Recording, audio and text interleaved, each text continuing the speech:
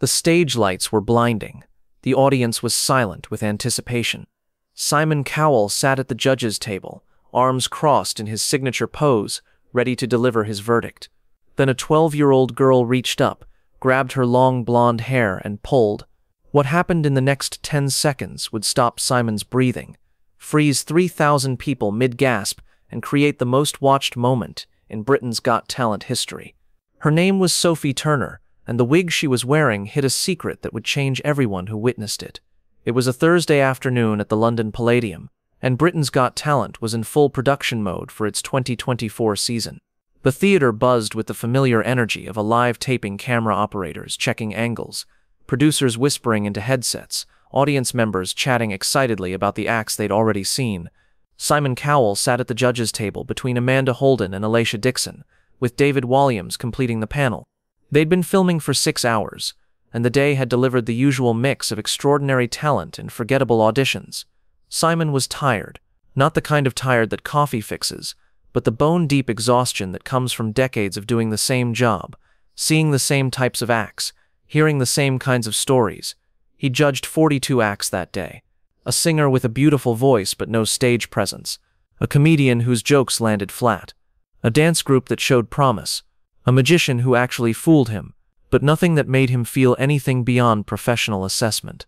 He was going through the motions, delivering his verdicts with practiced efficiency, thinking about the dinner reservation he had that evening and the production meeting scheduled for tomorrow morning. Then contestant number 43 walked onto the stage, and everything changed. Sophie Turner was 12 years old, though she looked younger, small for her age, with delicate features and enormous brown eyes that seemed to take in everything.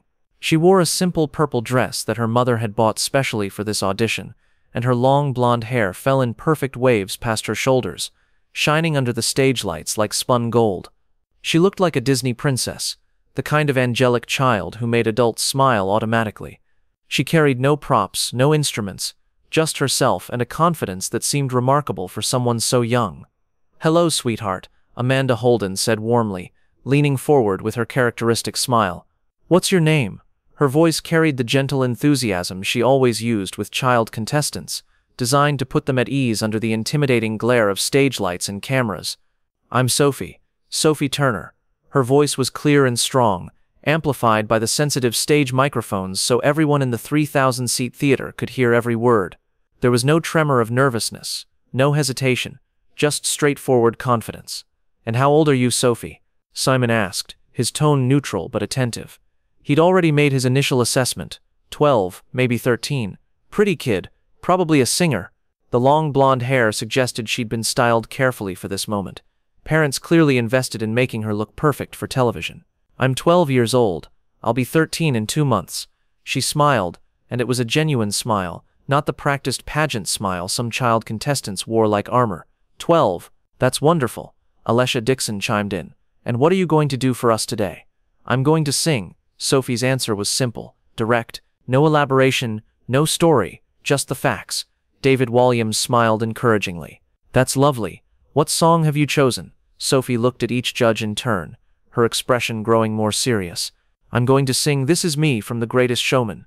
But before I start, I need to tell you something important. I need to explain why I chose this song." The audience settled into attentive silence. This was the moment when contestants typically shared their backstory.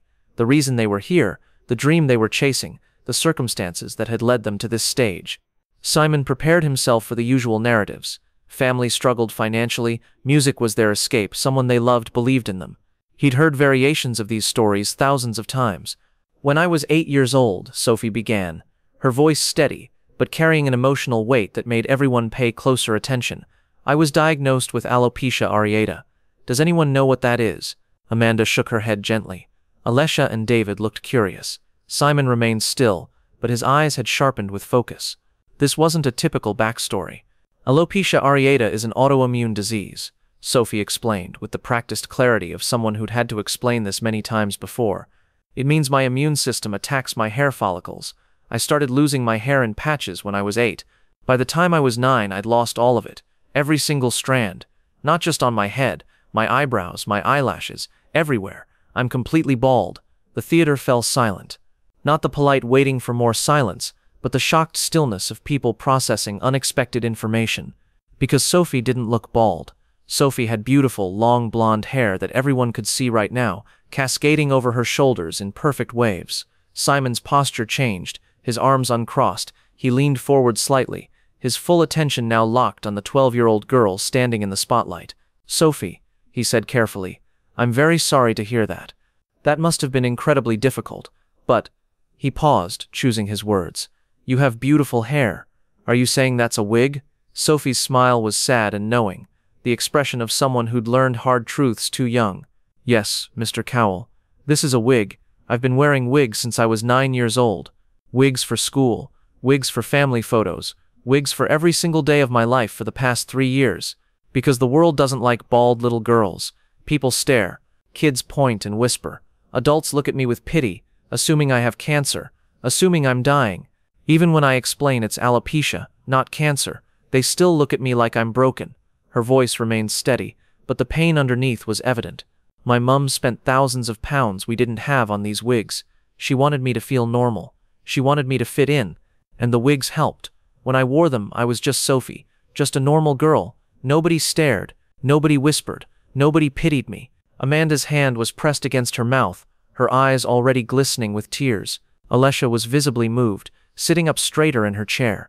David's usual playful expression had vanished, replaced with genuine concern, and Simon Cowell sat absolutely motionless, his sharp eyes fixed on Sophie with an intensity that suggested he knew something significant was about to happen.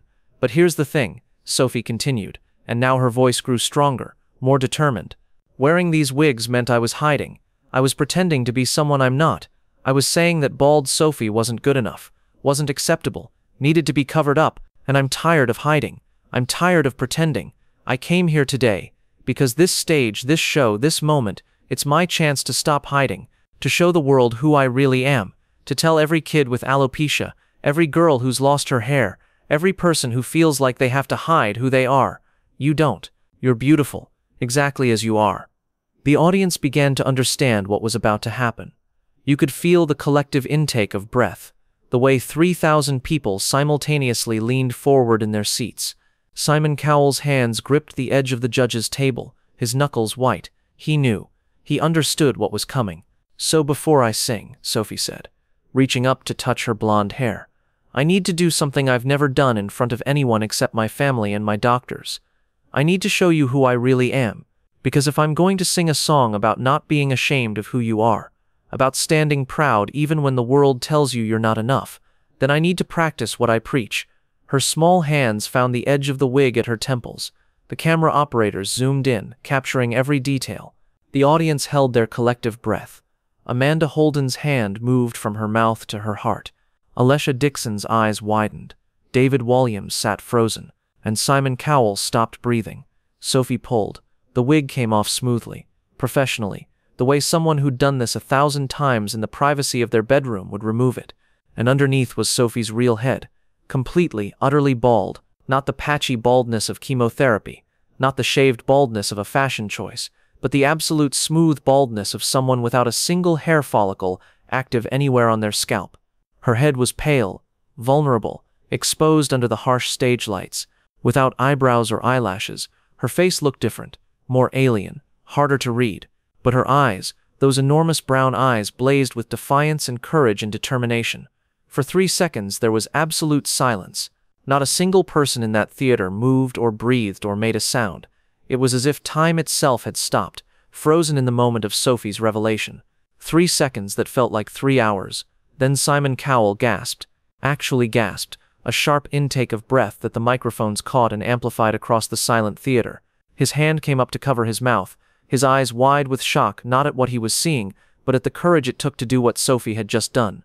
And in that moment, Simon Cowell, the man famous for never showing weakness, for maintaining control through every situation, lost his breath, literally could not breathe for several seconds as the weight of Sophie's courage crashed over him. The audience erupted, not in applause, not yet, but in a collective gasp of shock and awe and immediate overwhelming empathy. 3,000 people simultaneously processing what they'd just witnessed. A 12-year-old girl removing the armor she'd worn for years, exposing her most vulnerable self to the judgment of millions. Sophie stood in the center of that massive stage, completely bald, holding her wig in her hands like a discarded mask, and she smiled. Not a sad smile, not a brave-faced smile, but a genuine smile of relief and liberation. "This is me," she said simply, her voice clear and strong. "This is who I really am, and I'm not ashamed anymore." Simon Cowell tried to speak, opened his mouth, but no words came out. He tried again, managed a hoarse whisper, "Sophie," then he had to stop, overwhelmed by emotion he couldn't immediately process or control. Amanda was openly crying now, tears streaming down her face. Alopecia had both hands pressed against her cheeks, shaking her head in wonder. David looked like he'd been punched in the stomach, his usual wit completely abandoned. "I chose This Is Me for a reason," Sophie continued, seemingly growing stronger with every moment she stood exposed under those lights. "The song is about accepting yourself even when the world tells you you're wrong. About being proud of who you are even when others say you're not enough. About refusing to hide anymore. That's my story. That's why I'm here. So if it's okay with you, I'd like to sing now. The real me. No wig. No hiding. Just Sophie." Simon finally found his voice, though it was rougher than anyone had heard it before. "Sophie, I need you to listen to me very carefully." His hands were shaking slightly as he gripped the table edge. "In 20 years of doing this job, I have seen every kind of courage. Physical courage, emotional courage, artistic courage. But what you just did, standing on this stage in front of 3,000 people and millions who will watch this, and choosing to be vulnerable, choosing to be real, choosing to show the world who you are without armor, that's the bravest thing I've ever witnessed." He had to pause, collecting himself. "You are 12 years old, and you just taught everyone in this theater, including me, what real courage looks like. Not the absence of fear, but the choice to be yourself despite the fear. You are extraordinary, Sophie. Truly extraordinary." The music began. The opening notes of This Is Me filled the Palladium, and Sophie began to sing. Her voice was pure and powerful, far stronger than anyone expected from someone so young. But what made the performance transcendent wasn't technical skill, it was authenticity. Every word she sang came from lived experience, from real pain and real triumph. "I am brave, I am bruised, I am who I'm meant to be, this is me." As she sang, something remarkable happened in that theater. The audience didn't just listen, they witnessed. They saw a bald 12-year-old girl claiming her space, owning her story, refusing to apologize for existing. And in seeing her courage, many found their own. People in the audience who'd hidden their own differences, their own vulnerabilities, their own authentic selves, felt something shift inside them. Simon couldn't take his eyes off her. This man who'd spent decades perfecting the art of emotional distance, of professional objectivity, sat transfixed by a bald 12-year-old girl, singing about self-acceptance. Tears ran down his face unchecked, something millions of viewers would later replay and screenshot and share across every social media platform, marking it as the moment Simon Cowell's heart broke open on national television. When Sophie reached the bridge, "I won't let them break me down to dust. I know that there's a place for us." Her voice soared, filling every corner of that massive theater. She wasn't just singing lyrics. She was making a declaration, staking a claim, announcing to the world that she existed and mattered and refused to hide anymore. The song ended with Sophie standing center stage, arms spread wide, completely bald head held high, embodying every word she'd just sung. For one moment, there was silence. Then 3,000 people rose to their feet as one. The standing ovation started before Sophie's last note had finished echoing, a wall of sound that felt more like a revival meeting than a talent show. People weren't just clapping, they were crying, shouting, stomping their feet, expressing something that went far beyond appreciation for a good performance. Simon Cowell stood, then Amanda stood, then Alopecia and David stood, all 4 judges on their feet, applauding a 12-year-old girl who'd just redefined what courage looked like. But Simon did something more. He walked around the judges' table, something he rarely did during auditions, and headed straight for the stage. The other judges watched, understanding that something unprecedented was happening. Simon climbed the steps to the stage, walked directly to Sophie, and knelt down in front of her, so they were eye to eye. The cameras captured everything, his face wet with tears, her face radiant with relief and pride, the wig still clutched in her small hands. "Sophie," Simon said, his voice shaking but clear through the stage microphones, "I need to tell you something. My entire career has been about finding talented people and helping them succeed. I've discovered singers and bands and performers who've gone on to sell millions of records. I've launched careers that changed people's lives. But I've never, in 20 years, met anyone who matters as much as you do. Not because of your voice, though your voice is beautiful, but because of who you are." He gestured to the wig in her hands. "That piece of hair cost money. It looked pretty, it helped you fit in. But it wasn't real. What's real is you. Bold, brave, beautiful you. And I need every person watching this, every kid who feels different, every person who's hiding who they really are, to understand something. Sophie Turner, standing here without her wig, refusing to apologize for existing. That's what beautiful actually looks like. Simon stood and addressed the entire theater. We're about to vote. My fellow judges and I will give our verdicts. But I want everyone here to understand that regardless of what happens with this competition, Sophie has already won. She's won something more important than any trophy or prize money. She's won her freedom, the freedom to be herself without shame, and that's worth more than anything this show can give her. He turned back to Sophie. But I'm still going to give you this. Simon reached for his golden buzzer, the button that sent contestants straight through to the live shows, the most powerful gesture a judge could make. His hand hovered over it for a moment, and then he pressed down hard. Golden confetti exploded from the ceiling. The Britain's Got Talent theme music blared through the speakers. The audience's applause somehow got even louder. But the most powerful moment wasn't the confetti, or the music, or the celebration.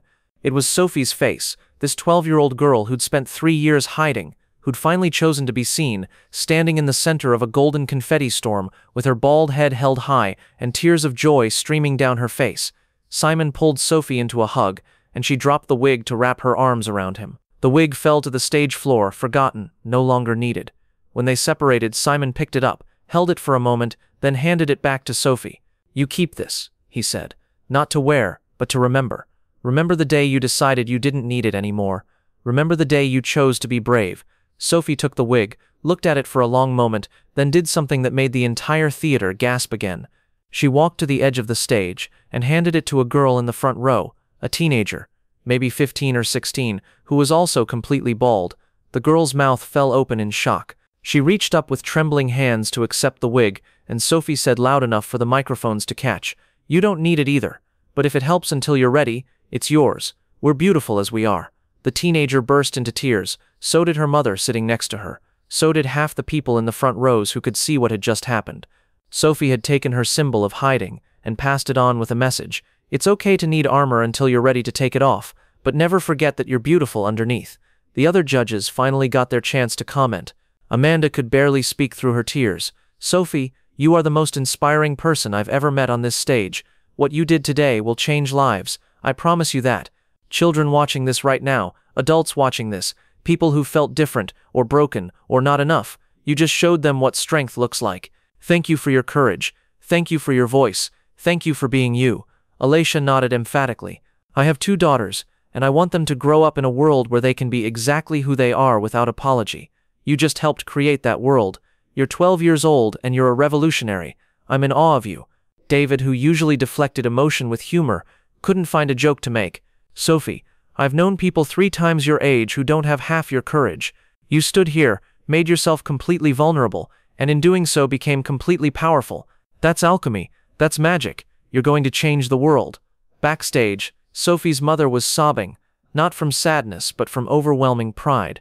She'd spent 3 years trying to protect her daughter from the world's judgment, buying expensive wigs, teaching Sophie to hide, and her daughter had just taught her that love sometimes means letting go, trusting that the person you're protecting is stronger than you realized.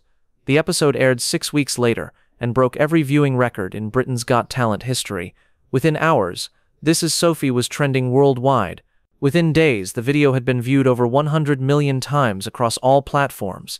Within weeks, Sophie Turner had become the face of an international movement for self-acceptance and body positivity.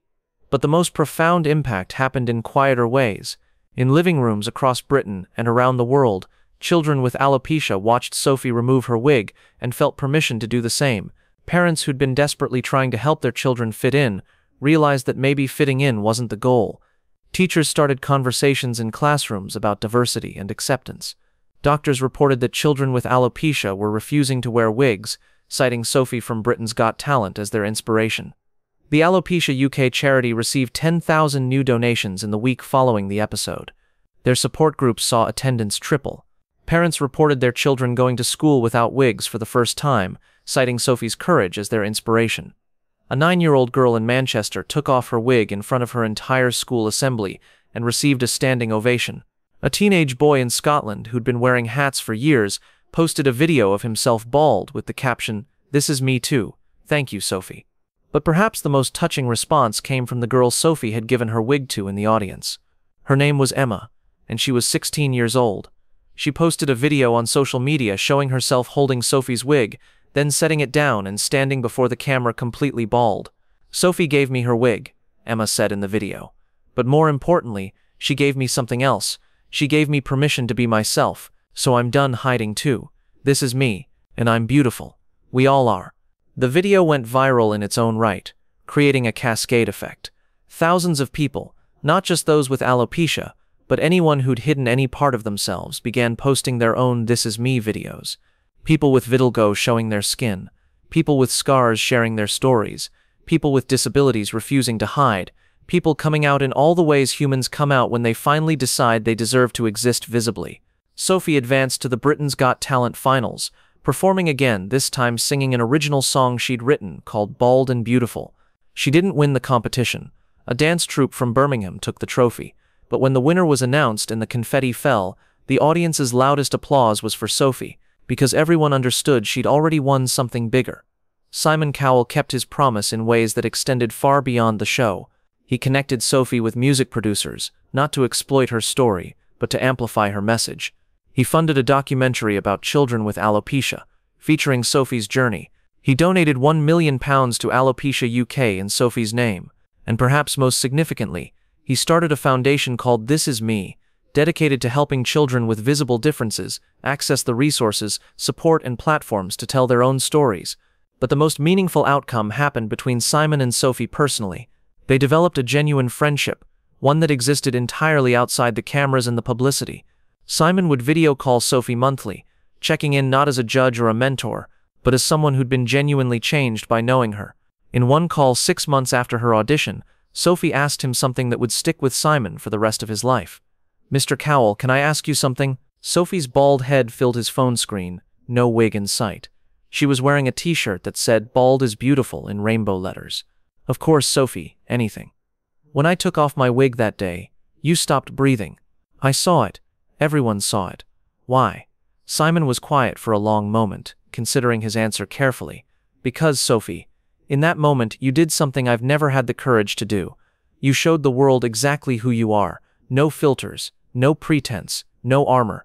And I realized I've spent my entire career wearing my own kind of wig. My sharp comments, my critical persona, my reputation as the mean judge, that's all armor. That's all a wig I wear, because showing people who I really am feels terrifying." Sophie nodded, understanding beyond her years. "So when I took off my wig, it made you think about yours. Yes, you're 12 and you're braver than I've ever been. You taught me that hiding doesn't protect you, it just makes you smaller. So I'm working on it, taking off my own wigs, metaphorically speaking, being more honest, more vulnerable, more real, because of you." Today, Sophie Turner is 13 years old. She hasn't worn a wig since that day on the Britain's Got Talent stage. She's become an activist and speaker, traveling to schools and conferences to talk about self-acceptance. She's written a children's book called Sophie Takes Off Her Wig that's being used in schools across the UK to teach about diversity and courage. She's met with members of Parliament to discuss better support for children with visible differences, and she's inspired countless people to stop hiding, to be visible, to claim their space in the world. The wig she gave to Emma in the audience has become something of a legend. Emma kept it for 6 months, then passed it on to another girl with alopecia who was struggling, with the instruction to use it as long as you need it, then pass it on when you're ready. The wig has now been passed among 7 different girls, each using it as training wheels for courage, each eventually deciding they didn't need it anymore, each passing it forward with Sophie's original message, "You're beautiful as you are." Simon Cowell says that Sophie's audition was the moment that changed him most profoundly in his entire career. "I'd spent 20 years looking for talent," he said in a later interview. "But talent is common. Real courage is rare.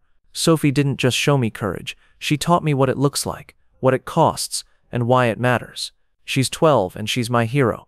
I hope someday I'll be as brave as she is." The Britain's Got Talent stage has seen thousands of performances over its 20-year history.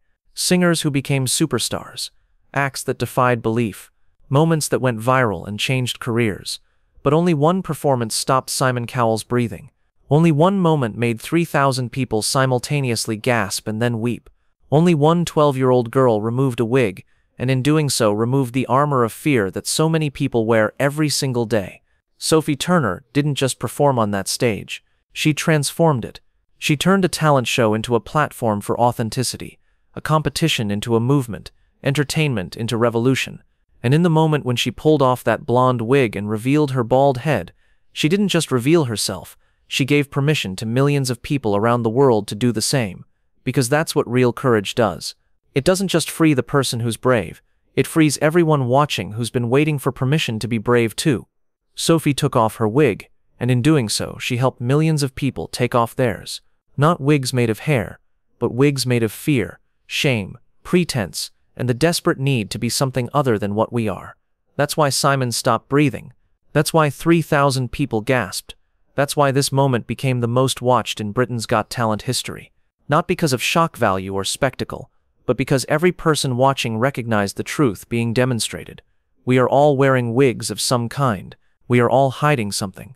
We all fear being seen as we really are. And a 12-year-old girl, standing under bright lights in front of millions, showed us that the thing we think will make people reject us is actually the thing that will set us free. Sophie Turner took off her wig and found her power. She removed her armor and discovered she was stronger without it. She stopped hiding and learned that being seen, really truly seen, is the most liberating feeling in the world. That's not just television. That's not just entertainment. That's not just a talent show. That's transformation. That's revolution. That's a 12-year-old girl teaching the world what brave actually means. And that's why for 10 seconds, Simon Cowell couldn't breathe. Because sometimes courage is so pure, so powerful, so perfect, that it takes your breath away. And you can only stand in wonder at what you're witnessing, knowing you'll never be the same after seeing it. This is Sophie. This is her story. And this is what happens when one brave person decides to stop hiding and be exactly who they are. The world changes. One wig, one stage, one moment of courage at a time.